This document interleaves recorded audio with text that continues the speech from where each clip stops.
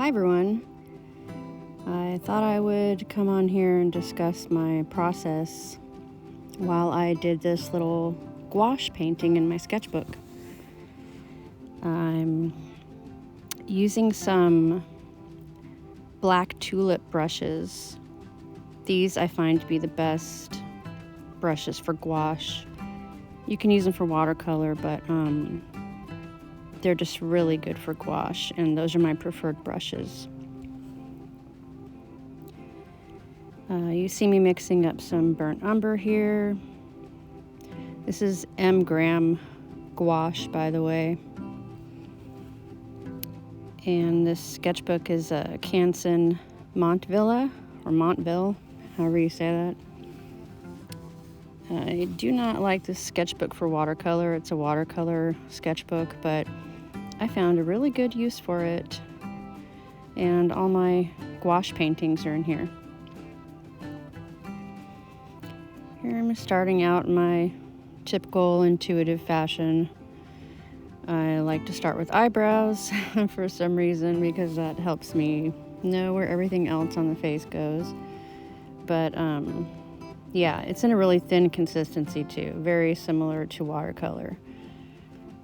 And I work with it like this a majority of the time until I get to the end.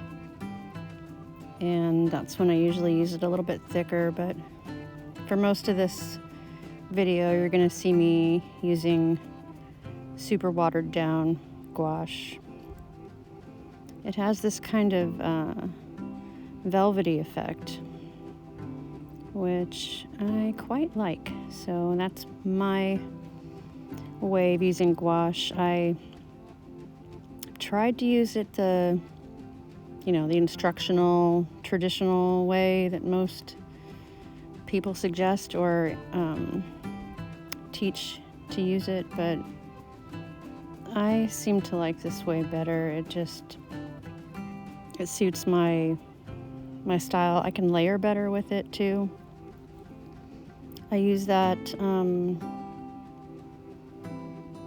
my advantage. A lot of people don't like gouache because it reactivates when you go on top of it, but that's kind of how I mix my colors together and I let them bleed into each other, similar to the way you would with watercolor. But yeah, that way when it melts together, it looks good. It doesn't look like a patchy reactivated mess. And I tend to kind of like the unblended look in some areas, so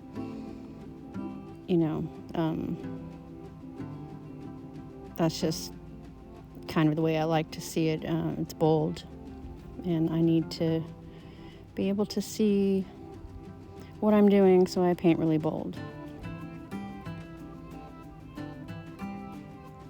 I have since decided to go in with some yellow ochre here. It seems I've mixed it with some zinc white, which was already on the palette, and I'm just kind of working it into that burnt umber and letting it melt with it, I guess.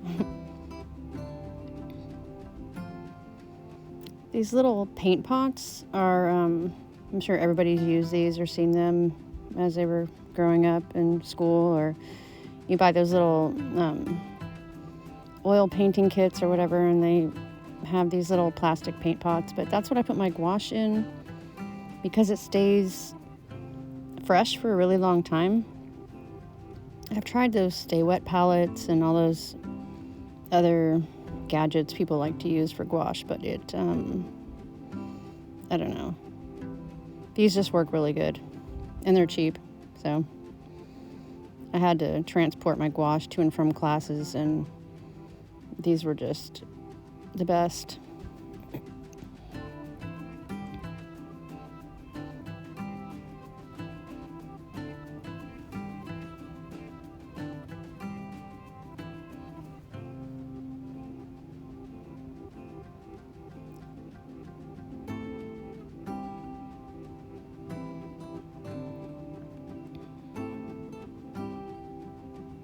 So I'm using some ultramarine, going right on top of that burnt umber with it. What I have in this palette is, I think I have 6 colors, not including white. So I have a yellow ochre and lemon yellow mix. I made my own yellow with that because I only had 6 pots in this little strip, so I mixed my own yellow. And then I mixed, I think it was alizarin, crimson, and rose for my red. And then I put ultramarine blue in there, and I think a phthalo green, and then a burnt sienna, burnt umber mix, and a black, which I did not use any black in this painting, but my ultramarine and burnt umber mix was where I got all the darks from.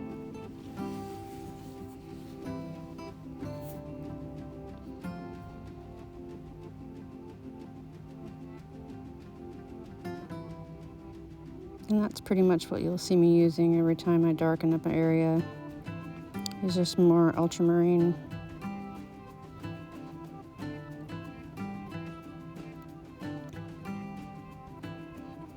I guess depending on the brand, a lot of people say that gouache tends to dry lighter and darker. Lighter with the dark colors, darker with the light colors, but I don't find that to be the case with this gouache anyway.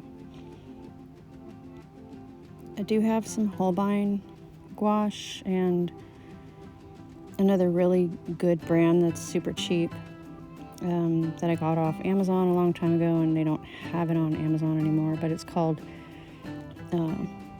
Geese's Finest, spelled Jeeces. It's got some pretty light fast pigments in it, and it's a really good, super cheap gouache. It was like $14 for a set of 24. But sadly, you cannot get it on Amazon anymore. I think you can still find it somewhere on the internet, but those are the only 3 brands of gouache that I have.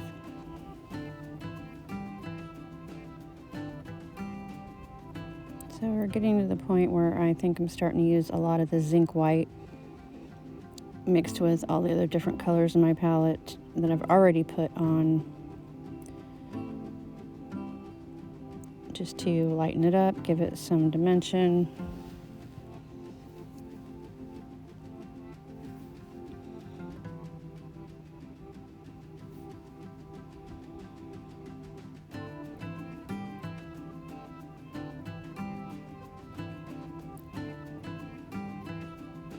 And I guess it still applies somewhat to use the same rule they use in oil paint, which is I guess acrylic too, but fat over lean. You use the thicker paint over the thinner paint. Once in a while you'll see me using a super thin paint even after I've done thick layers. But that's usually if I'm trying to get a thin line and I'm just going over something that's already been super dry. You can get away with that if you do it quick and you do it lightly, and then not touch it again after that until it's fully dry.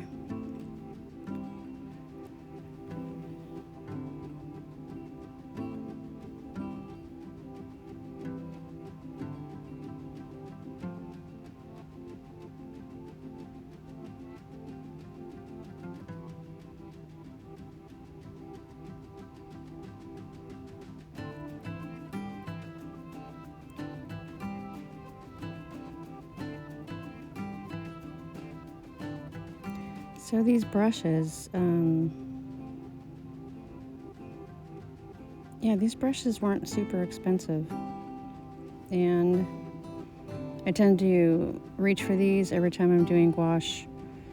I take them to my classes when I go take my painting classes, and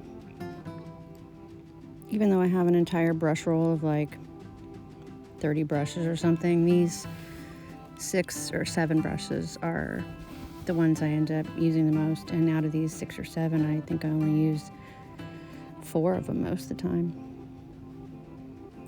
This 2 rounds, I think one is an 8 and one is a 10. Could be 10 and 12, but the cat's tongue brush is the one I use the most, I think, because it has that point on it and it's a really fat brush, and it just, like, if you could use one brush for an entire painting, it would be that one.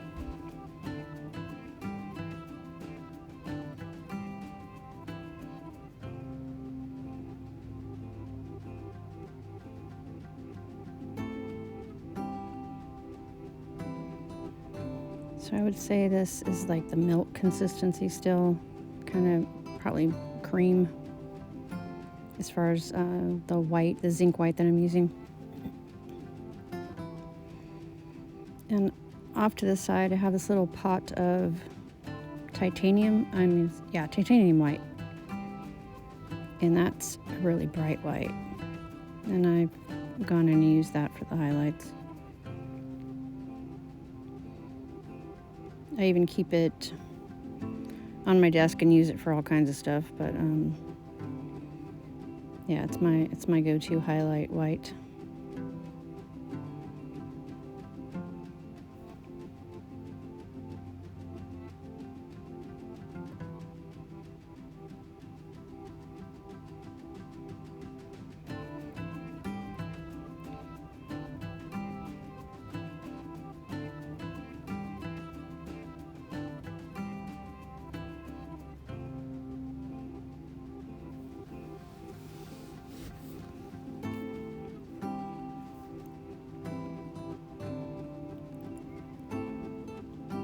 Yeah, so up until this point, all of my videos have been just these intuitive, imaginary portraits. I haven't done any photo referenced portraits yet. I'm still really new to the filming and editing situation, so I didn't want to have the added stress of trying to do a rendered painting. But that'll be next.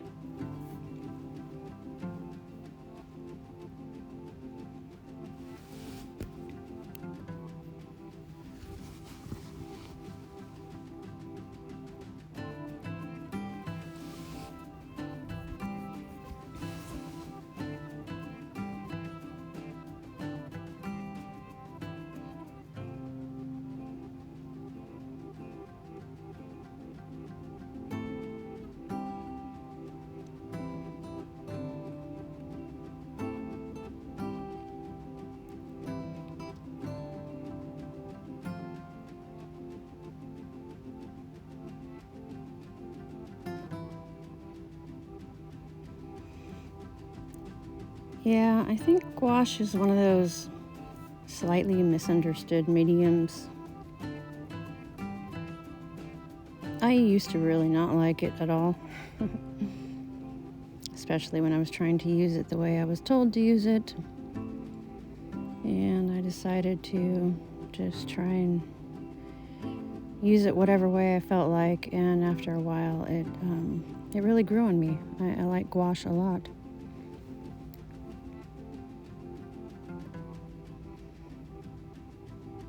It's basically just watercolor, but it's got a really different look. And it is its own thing. I mean, a lot of people compare it to acrylic or oil in the way you're supposed to use it, but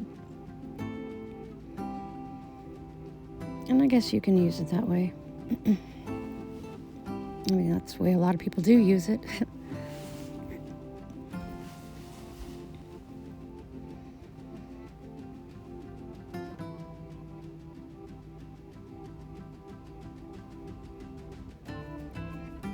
And thanks for watching. I'll be back with another one.